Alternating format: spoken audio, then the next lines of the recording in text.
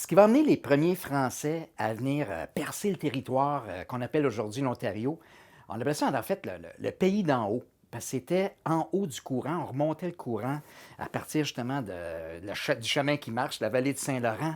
On empruntait évidemment le lac Ontario, ce qu'on a surnommé les lacs Iroquois. On montait les chutes Niagara, le lac Erie, le lac Huron, jusqu'au lac supérieur.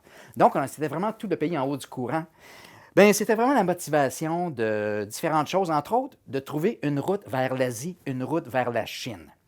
Samuel de Champlain, le père de la Nouvelle-France, était vraiment passionné, il était convaincu qu'il y avait une façon de passer à travers ce qu'on appelle aujourd'hui le Canada pour se rendre en Chine. Évidemment, les gens savaient qu'il y avait des épices, plein de richesses. Tous les voyages de Marco Polo qu'il y a eu plusieurs années auparavant, bien, c'était la grande motivation des explorateurs. Fait qu'évidemment, après avoir commencé à coloniser, après avoir bâti la ville de Québec, qui est un tout petit village, bien, Champlain veut tisser des liens d'amitié. Il a fait d'ailleurs des ententes, entre autres, avec ceux qu'il va surnommer les Algonquins, et ensuite de ça avec les Wendat, avec les Hurons. Puis, en 1610, il y a un jeune Français qui avait à peu près seulement 17 ans, du nom d'Étienne Brûlé, qui est le premier qui est parti de l'Ancien Monde pour aller vivre au Nouveau Monde avec les Premières Nations, comme les Premières Nations, parmi les Premières Nations. Étienne, ce qu'il faut comprendre à l'époque, c'est absolument révolutionnaire. C'est comme si je t'embarquais aujourd'hui sur la navette spatiale, puis qu'on débarque sur la planète Mars, on se rend compte que des genres d'humains comme nous, des gens qui ne parlent pas la même langue, qui n'ont pas le même sens de l'humour, pas les mêmes références, qui ne sont pas tout à fait la même grandeur, pas tout à fait la même apparence physique. Mais c'était vraiment fascinant. C'était un petit peu comme dans le film Avatar que les plus jeunes connaissent. Ils rentraient dans un nouvel univers.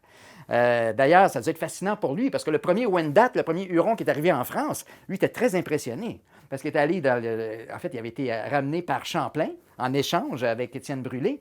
Puis il avait été dans la cour du roi, à la cour royale, puis il avait été impressionné par le carrosse doré qui était tiré par des orignaux sans panache. Évidemment, parce qu'il n'y avait pas de chevaux encore ici. Les chevaux, ça fait juste à peu près 350 ans qu'ils sont ici au Canada. C'est Jean Talon qui a apporté ça, entre autres, à Ville-Marie, à Montréal. Fait qu'Étienne Brûlé, quand il arrive ici, il arrive vraiment pour créer un nouveau monde. Il va se tisser des liens d'amitié. C'est un truchement. Samuel de Champlain il avait dit, c'est important va connaître les us et coutumes des différents peuples, des Premières Nations, va créer des liens d'amitié, des liens de confiance. Et le rôle qu'il a joué, c'est absolument unique. Autant que Samuel de Champlain, c'est le grand visionnaire, c'est le savant, c'est le curieux, c'est un scientifique extraordinaire, c'est un bâtisseur de pays, c'est un homme entêté, un noble entêté, comme mon père disait toujours, et qui voulait vraiment bâtir pays, une nouvelle France, une neuve France en Amérique. Autant c'est des jeunes hommes, comme Étienne Brûlé, qui ont été les premiers à faire le travail sur le terrain, à être les éclaireurs, à être les bâtisseurs, à être ceux qui ont noué les liens d'amitié et de confiance nécessaires avec les Premières Nations. Fait que donc, c'était vraiment les premiers coureurs des bois. Il y a eu Étienne Brûlé, il y a eu Thomas Godefroy. Il y en a eu plusieurs, d'ailleurs, comme Jean Nicolet, chez les Nipissing, un peu plus au nord, où aujourd'hui Sturgeon Falls, dans cette région-là, dans le Moyen-Nord ontarien. Ces gens-là étaient vraiment des anthropologues, dans le fond, avant leur temps. Ils ont vécu une vie fascinante. Puis surtout, ils se sont mariés, ils ont pris qui prend. Mais, tu sais, avec les filles du roi, on disait qui prend mari prend pays, mais dans ce cas ici, qui prend épouse prend pays aussi. Surtout que c'était des sociétés matriarcales chez les Wendat, chez les Hurons. Donc, les premiers enfants français qui sont nés en Ontario, les pères, c'était des gens comme Étienne Brûlé, puis ses homologues, mais ce sont des êtres métissés, donc des enfants métissés. Puis il y a de quoi être fier de ça, tout le long de la route des rivières d'ailleurs. Ce qu'il faut comprendre aussi à l'époque, c'est quand on voyage à travers l'Ontario, puis pendant 300 ans, là, jusqu'à l'arrivée du train, il n'y a à peu près pas de route. Puis la seule façon de voyager efficacement, c'est en canot d'écorce. Le canot d'écorce, là, pendant nos 300 premières années, jusque tout près des années 1900, c'était nos camions, c'était nos voitures, c'était ce qu'il fallait pour transporter les marchandises pour aller faire la traite des fourrures. Puis la grande autoroute transcanadienne, bien, c'était vraiment, quand on part aujourd'hui de la vallée de Saint-Laurent, on remonte la route 17, c'est la rivière des Outaouais, rendu à Mattawa, on emprunte la Mattawa, on va descendre, on va traverser le lac Nipissing, on va descendre la rivière des Français qui est absolument dangereuse. On arrive au grand lac des Hurons et ensuite de ça, bien, au Sault-Sainte-Marie, puis au lac supérieur, puis on continuait comme ça jusqu'au Manitoba. D'ailleurs, plus tard, quand on faisait la traite des fourrures, jusque chez les Métis. Donc, c'est ce qu'il faut comprendre aussi à l'époque. Fait que, le rêve d'une Nouvelle-France. S'il y a eu des premiers coureurs des bois, comme Étienne Brûlé, ses homologues qui ont vraiment ouvert le pays, ouvert le chemin, il y a eu des gens, justement, comme Samuel de Champlain lui-même, qui est venu faire 2 voyages chez nous en Ontario. D'ailleurs, je vous invite à aller voir sur YouTube une web-série que j'ai faite qui s'appelle « Le Nouveau Monde de Champlain ». Ce sont 7 émissions de 30 minutes. On est dans le canot de Champlain et d'Étienne Brûlé. On s'en va à la rencontre des peuples Wendat, des peuples Anishinaabe, dont je vous parlais tantôt, des Haudenosaunee. On a filmé ça à différents endroits, un petit peu partout en Ontario. On a vraiment fait une reconstitution historique avec des gros villages. En fait, on a eu 900 figurants. On a eu l'honneur, le privilège, étant guidé avec des aînés autochtones, de pouvoir revêtir le régalia, c'est-à-dire des tuniques autochtones, puis dans le respect, de redonner vie à des villages de chasseurs, de cueilleurs, des nomades, ou encore des agriculteurs, que ce soit des Haudenosaunee et des Wendat qui vivaient dans des maisons longues. On a tourné ça à Sainte-Marie au Pays des Hurons, près de London, un endroit qui s'appelle Scanadat, qui est absolument fascinant, c'est à découvrir, à visiter. À la Première Nation Nipissing, on a fait un grand tournage avec 97 personnes, et c'était la première fois sur la réserve qui accueillait des caméras. Et les aînés, les parents, les grands-parents, tout le monde était enchanté. On a reproduit, dans le fond, l'arrivée de Champlain chez les Nipissing, il y a 400 ans, avec des Anishinaabe, si on veut, des Algonquins de cette région-là. C'est beaucoup des Ojibwés maintenant, avec des Métis, puis un paquet de Franco-Ontariennes puis de Franco-Ontariens. Donc, Champlain va faire 2 voyages. Évidemment, il va même passer presque un an au complet en Huronie. Il est arrivé justement, le 1er août 1615, il est arrivé à ce que Penetanguishene, aujourd'hui, à Tohanché, tout près de là. C'est pour ça, d'ailleurs, qu'on a célébré en grande pompe en 2015 l'arrivée de Champlain. Ils ont fait l'inauguration à Penetang d'un beau parc qui s'appelle le parc Champlain-Wendat. Ode à la Nouvelle-France. S'il y a eu des explorateurs comme Champlain, je peux vous parler de 3 genres de personnes qu'on a eues chez nous en Ontario. 3 rêves différents. Dans le spectacle de l'Écho d'un peuple, on le célèbre avec cette belle chanson-là, qui s'appelle Ode à la Nouvelle-France. Tout d'abord, je vais vous parler de Madeleine. Madeleine de Roibon. On a eu chez nous en Ontario une fille du roi, peut-être plus qu'une, je ne suis pas certain. Une fille du roi qui est venue bâtir pays. C'est une femme d'affaires extraordinaire. C'est une femme qui avait vraiment un caractère fort, une personnalité forte et tenace. Qui était capable de se lier d'amitié d'ailleurs avec des Mohawks, des peuples autochtones de la région de ce qu'on appelle aujourd'hui Kingston. Mais Kingston, à l'époque, c'est le fort Frontenac, c'est l'explorateur de La Salle qui a fait bâtir ça dans les années 1680. Évidemment, Madeleine, elle, c'est la première fille du roi qui arrive chez nous en Ontario, qui est propriétaire de terre et seigneuresse de Cataraqui. Donc ça, c'est quand même beaucoup de noblesse pour une fille du roi. Et puis, elle vend du bétail. Elle va même... c'est notre première monitrice de langue, comme on dirait en éducation, parce qu'elle va même enseigner le français à des enfants autochtones. Donc, quand on parle des femmes, entre autres, elles y étaient depuis le début dans notre histoire.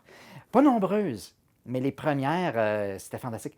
Ce qu'il faut comprendre aussi à l'époque, c'est que venir au pays d'en haut, au pays des Grands Lacs, en Ontario aujourd'hui, c'était vraiment comme partir en contrée totalement exotique, en contrée inconnue, sauvage. Pourquoi? C'était vraiment une contrée d'aventure. Dans la vallée du Saint-Laurent, on est en train de reproduire des petits villages comme en France. On a bâti évidemment Québec. Ensuite de ça, Ville-Marie, qui va devenir Montréal. Par la suite, Trois-Rivières. Il y avait 3 postes, des postes de traite. Puis en fait, il y en a une sur une colonie, l'autre c'est un poste de traite. Montréal, c'était une mission ultra-catholique. Mais chez nous, en Ontario, c'était différent. On vivait beaucoup avec et parmi les Autochtones pour bâtir pays. C'est quand même vraiment fascinant. Donc, Madeleine, c'est une de nos plus grandes pionnières, une des plus anciennes que je connais comme française en Ontario. Il y a eu aussi des militaires qui sont venus chez nous en Ontario. Puis le plus célèbre de toute l'histoire de la Nouvelle-France, c'est Pierre Lemoine d'Iberville. D'ailleurs, il y a peut-être certains d'entre vous un peu plus âgé que moi, qui a peut-être connu dans votre jeunesse la télésérie qu'il y a eu à Radio-Canada sur Pierre Lemoine d'Iberville, qui n'existe plus malheureusement. C'est un être fascinant. Pierre Lemoine d'Iberville, c'était un des plus grands militaires. C'était le meilleur capitaine de navire qu'il y avait en Amérique. Il était redouté jusque dans les Antilles. Puis, c'est un coureur des bois fascinant. Fait que Pierre Lemoine d'Iberville, lui, va remonter justement à l'Outaouais avec le chevalier de Troyes, je pense que c'est en 1686. Ils vont remonter pour reprendre les forts français à la baie James, à la baie d'Hudson, que les Anglais s'étaient accaparés en venant par l'océan en navire. Des histoires fascinantes. Il a inventé des techniques militaires en navire qui n'avaient jamais été vues ailleurs. Fait que pour les gens qui connaissent Mel Gibson, qui incarne toutes sortes de personnages d'action dans les films américains, bien, notre Mel Gibson, francophone au pays, pour avoir des films tout aussi éblouissants, même encore plus, eh bien, c'est Pierre Lemoine d'Iberville.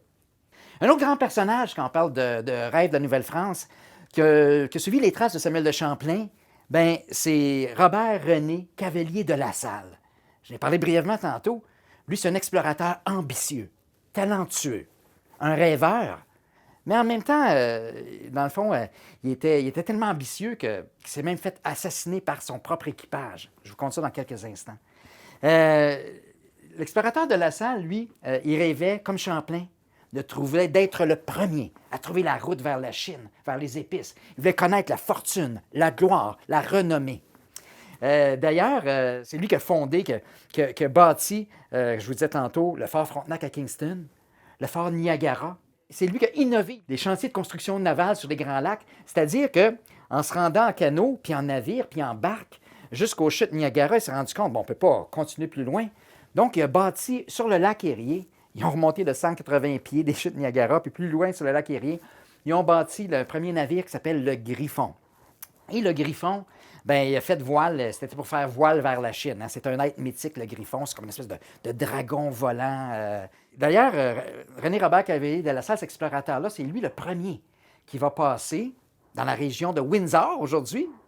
Puis c'est lui qui a surnommé, c'est le cours d'eau, la rivière, le détroit. Il croyait que c'était un détroit.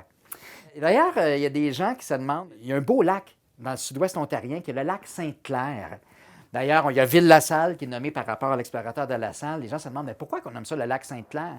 Mais c'est parce qu'à un moment donné, je pense que c'était le 15 juillet ou le 16 juillet, quelque chose comme ça.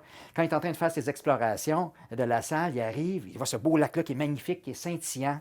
Il regarde dans le calendrier liturgique, puis c'était la fête de la Sainte-Claire. Donc, c'est pour ça que ça s'appelle le lac Sainte-Claire. Il y a beaucoup de toponymie française partout à travers l'Ontario, qui malheureusement a été changée, effacée souvent, sous le régime britannique qui arrive et qui efface tout. Il ne faut pas oublier non plus qu'il y avait des noms autochtones partout, auparavant aussi. Ça, je pense qu'on a l'honneur et le privilège d'essayer de redécouvrir ça, faire connaître ça.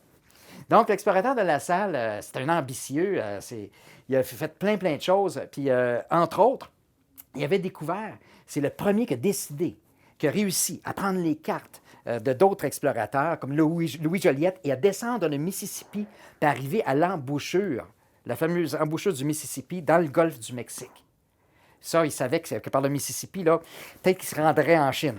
Il n'y avait pas encore, dans ce temps-là, une bonne idée de ce qu'avait l'air la Terre, mais ça, c'est pas grave. La motivation est là, c'est ce qui a fait ouvrir le pays.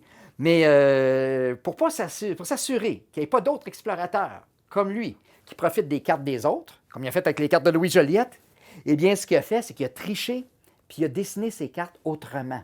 Dans le fond, il a fait ses trajets un petit peu à côté, à gauche, à droite, et il s'est perdu. Si bien qu'à un moment donné, après s'être perdu après différentes tempêtes dans la mer des Antilles, après avoir mis justement tellement en danger tous les membres de son équipage a décidé de l'assassiner pour le bien du groupe, pour survivre. Ça en dit long sur l'ambition des fois.